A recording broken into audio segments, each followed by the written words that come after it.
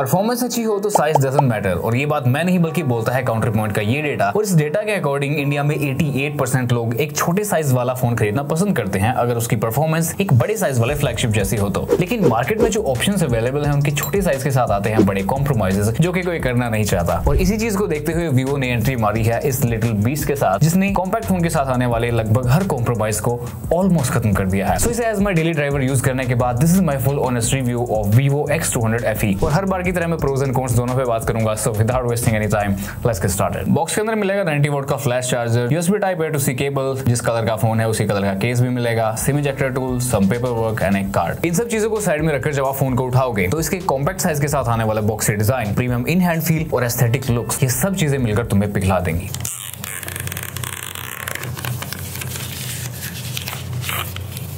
Front में लगा है score sensation core glass, middle में एल्यूमिनियम फ्रेम और बैक साइड पे फ्रोस्टेड सैंड ग्लास यूज किया गया है, जिससे फोन काफी डेंस और सॉलिड फील होता है। अब ये स्कोर सेंसेशन या सैंड ग्लास गोरिल्ला ग्लास से कितना मजबूत है, हैवी या फिर नहीं है, ये तो मुझे नहीं पता, लेकिन इतना जरूर पता है कि ये फोन आपको वाटर एंड डस्ट के अगेंस्ट तगड़ी प्रोटेक्शन दे देगा, क्योंकि यहाँ पर आपको मिलती है IP68 और 69 की रेटिंग। लेकिन हर बार की तरह मैं आपको यही बोलूंगा कि फोन को जानबूझ के पानी में मत डुबाना, लिक्विड डैमेज कभी भी अंडर वारंटी कवर नहीं होता है। बाकी 186 ग्राम वेट और 7.99 mm की थिकनेस के साथ इसको कैरी करना इजी है, सिंगल हैंड ऑपरेशन में भी कोई दिक्कत नहीं होती। पर ये सब तो हमें बाकी कॉम्पैक्ट फोन्स में भी मिल रहा है, इसमें ऐसा क्या है? बस शुरुआत करते हैं इसकी बैटरी से। इतने कॉम्पैक्ट और स्लिम से फोन में they manage to fit 6500 mAh battery, all thanks to silicon carbon technology. And the cherry on top is 90 volt flash charger, जो कि फोन को 1 to 100% अराउंड 57 to 58 मिनट में चार्ज कर देता है। इसे एज ए डेली ड्राइवर मैं use कर रहा हूँ और मेरी जो यूजेज है वो मॉडरेट टू हैवी साइड ही रहती है। और इस फोन को सुबह 100% चार्ज करने के बाद मुझे नेक्स्ट डे मॉर्निंग में ही इसको चार्ज करना पड़ता है। So you get the idea. और ये मेरी यूजेज भी आप देख सकते हो, अराउंड 8 to 9 आवर्स का स्क्रीन ऑन टाइम आपको इसमें बड़े आराम से मिल जाएगा। एंड नेक्स्ट चीज जो यहाँ पर स्टैंड आउट करती है वो है इसकी display. It's a 6.31 inches LTPO AMOLED panel with 2640 into 1216 resolution, 120 hertz refresh rate and HDR10+ का सपोर्ट यहाँ पर मिल जाता है। And it's certified by Zeiss for its colour accuracy. This display can go up to 5000 nits of peak brightness. Outdoor की बात करूं तो 1800 निट्स की HBM आपको मिल जाती है ऑटो मोड के अंदर जब आप फोन को यूज करोगे। और ये सिर्फ फोन पेपर ही नहीं बल्कि एक्चुअल में भी इसकी डिस्प्ले बहुत ब्राइट लगती है। आउटडोर में मैंने इसको जितना भी यूज किया इसकी डिस्प्ले में मुझे कोई भी देखने में दिक्कत नहीं हुई है। और ये कुछ टेस्टिंग का डेटा है आपकी स्क्रीन पर, जिससे ये बात प्रूफ भी हो जाती है। और क्योंकि एक LTPO पैनल है तो इसकी रिफ्रेश रेट 1 to 120 हर्ट्ज के बीच में अडैप्ट होती रहेगी बेस्ड ऑन स्क्रीन पर क्या मूवमेंट हो रही है। तो स्मूथनेस और पावर कंजम्पशन का एक परफेक्ट बैलेंस इससे बन जाता है। और ऐसा ही बैलेंस आपको दिखेगा इसके कैमरा हार्डवेयर और सॉफ्टवेयर के बीच में। हार्डवेयर की बात करें तो मेन कैमरा है 50 मेगापिक्सल्स का Sony IMX921 sensor with OIS। साथ में है एक 50 मेगापिक्सल्स का IMX882 3x telephoto camera with OIS। And then there is an 8 megapixel ultra wide. साथ में IR ब्लास्टर भी है, तो इसे एज अ रिमोट कंट्रोलर भी आप यूज कर पाओगे। डे लाइट कंडीशन में डिफॉल्ट सेटिंग्स पर क्रिस्प एंड बहुत वाइब्रेंट फोटोज ही लेता है। फोटोज में डिटेल्स अच्छी हैं, target exposure is on point, I pleasing colours हैं। हाँ, ग्रीन्स थोड़े से बूस्टेड लगते हैं और एक ओवरऑल कॉन्ट्रास्टी लुक फोटोज में रहता है। बहुत सारी फोटोज मैंने इससे क्लिक करी एंड जिस चीज ने मुझे सबसे ज्यादा इंप्रेस किया वो है इसकी consistency in different lighting conditions. Wide dynamic range के साथ ब्राइट पार्ट्स भी काफी ब्राइट दिखते हैं विद प्रॉपर डिटेल्स। एंड साथ में शेडोज के अंदर भी डिटेल्स प्रिजर्व रहती हैं। साथ में अलग अलग मोड्स एंड फिल्टर्स भी यहाँ पर दिए गए हैं that you can play around with. But इससे भी ज्यादा इंटरेस्टिंग है इसका 3x टेलीफोटो कैमरा। और ये सिर्फ मैं ऐसे ही हवा में नहीं बोल रहा हूँ, इसके कुछ अच्छे रीजंस भी हैं मेरे पास। एक तो दूर के सब्जेक्ट में भी डिटेल्स अच्छी दिखती हैं, हाई फोकल लेंथ पर एक नेचुरल एंड ह्यूमन आई जैसा पर्सपेक्टिव मिलता है। एंड कलर्स की ट्यूनिंग भी काफी सही है, तो आपको पता नहीं चलेगा कि कब प्राइमरी से टेलीफोटो कैमरा पर स्विच हो गया है। बहुत सारे टेलीफोटो शॉट्स मैंने इसे कैप्चर किए हैं एंड यस, क्वालिटी फोटो में दिखती है। 100x तक भी जा सकते हो, पर इतना जूम करने के बाद ऑब्वियसली वो वाली क्वालिटी तो नहीं मिलेगी। बट स्टिल कुछ केसेस में ये काम भी आ सकता है, जैसे अगर दूर से लिखा कोई नंबर पढ़ना है या फिर किसी घरेलू विवाद में टांग झांक करनी है एटसेट्रा। तो हाँ, हम इस फोन के मेन और टेलीफोटो कैमरा को इस प्राइस सेगमेंट में one of the best cameras बोल सकते हैं। और जब बात हो पोर्ट्रेट मोड की, तो मुझे नहीं लगता कि वीवो से ज्यादा वर्सेटाइल पोर्ट्रेट मोड आपको कहीं और पर मिलेगा। Zeiss मल्टीफोकल पोर्ट्रेट की आउटपुट जो है वो वाकई कमाल की है। 23, 35, 50 या फिर कोई भी फोकल लेंथ पर आप फोटो क्लिक करो, सबकी अपनी इंपॉर्टेंस है यहाँ पर। As detection is fantastic, details भी बहुत मस्त है। स्किन हल्की सी ब्राइट रहती है लेकिन वो ऐसा कोई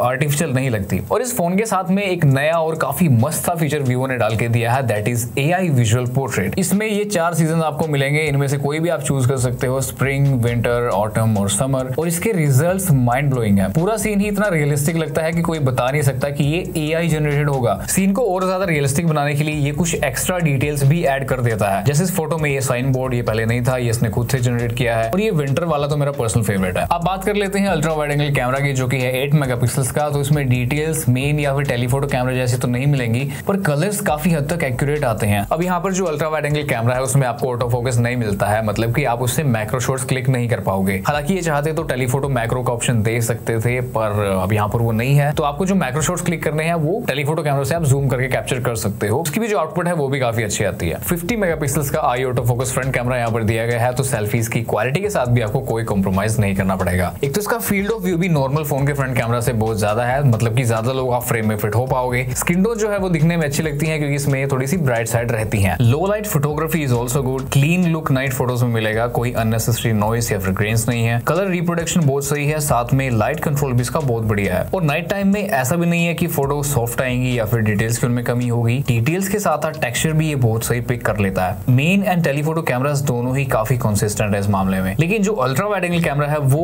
उस लेवल की फोटोज रात के टाइम नहीं दे पाएगा। इसकी फोटोज बहुत सॉफ्ट लगने लगती हैं, हालांकि जो कलर्स हैं वो यहाँ पर आपको काफी सही देखने को मिलते हैं। लो लाइट में portrait mode works just fine, same वैसे ही इंप्रेसिव है जैसे डे लाइट में था। लेकिन एक छोटी सी प्रॉब्लम मुझे यहाँ पर ये लगी कि पोर्ट्रेट मोड के अंदर जब हम लगातार 2, 3 या फिर 4, 5 फोटोज क्लिक कर देते हैं या फिर उससे ज्यादा फोटोज क्लिक कर देते हैं, तो उन्हें प्रोसेस करने में ये बहुत ही ज्यादा टाइम लगा देता है, चाहे वो डे लाइट में हो या फिर लो लाइट में। हालांकि उनको प्रोसेस होने के बाद जो आउटपुट है वो काफी अमेजिंग मिलती है, लेकिन जब तक वो प्रोसेस हो रही होती है तब तक आपको वेट करना पड़ेगा। तो ये थी फोटोज की बात। अब बात करते हैं वीडियोस के बारे में। इस फोन की जो सबसे बड़ी स्ट्रेंथ है वो है इसका कंसिस्टेंट लाइट कंट्रोल। कलर्स भी काफी हद तक बैलेंस आते हैं, ना कोई ओवर सैचुरेशन है ना ही कोई डलनेस है। और जब आप कैमरा को मूव करते हो या फिर लाइटिंग सडनली चेंज होती है तो इसका एक्सपोजर एडजस्टमेंट भी काफी स्मूथ है। बिना किसी डिले के ये काफी अच्छे से एक्सपोजर को हैंडल कर लेता है। 3x टेलीफोटो कैमरा पर जैसे ही आप स्विच करोगे तो कलर्स में थोड़ा बहुत डिफरेंस आपको नोटिस जरूर होगा, लेकिन इसका एक प्लस पॉइंट भी है। टेलीफोटो कैमरा से जब हम वीडियो रिकॉर्ड करते हैं तो इसमें एक नेचुरल बैकग्राउंड ब्लर हमें देखने को मिलता है, जो वीडियोस में डेप्थ और सिनेमैटिक फील ऐड कर देता है। लो light performance is also impressive. Main और टेलीफोटो दोनों ही कैमरास लो लाइट के अंदर भी अपनी शक्तियों का भरपूर इस्तेमाल करते हैं।